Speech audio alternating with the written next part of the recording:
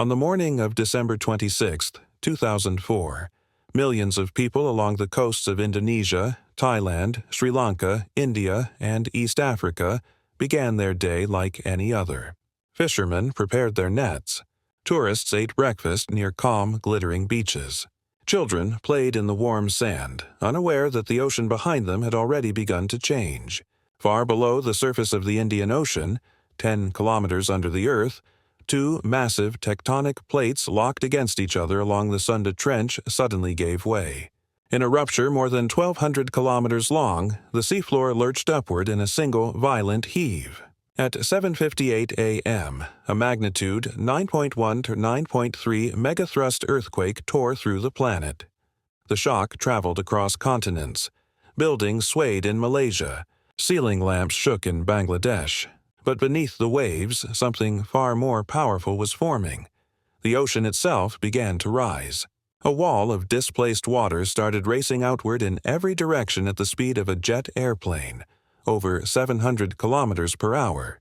In deep water, the wave was nearly invisible, a silent surge, barely a ripple. But as it approached shorelines, the sea slowed, and the water rose.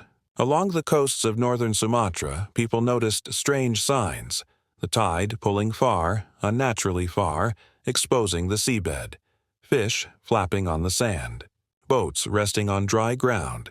Many walked toward the retreating water, confused, fascinated, unaware that this phenomenon was the ocean gathering itself. Minutes later, the first tsunami wave struck. It towered above trees, buildings, roads, an unstoppable force of water and debris. Entire neighborhoods were lifted, twisted, carried inland. Trains were pulled from their tracks. Cars became weightless. Where streets had existed moments earlier, only swirling currents remained. In Thailand's resorts, survivors recalled seeing the horizon rise like a dark, rolling mountain. In Sri Lanka, the wave swept inland for kilometers, engulfing fields and villages. In India, it flooded the low-lying coasts without warning. In East Africa, thousands of kilometers away, the sea surged hours later with deadly strength.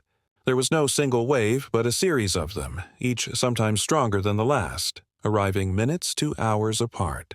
In Banda Aceh, the closest major city to the epicenter, the destruction was almost total.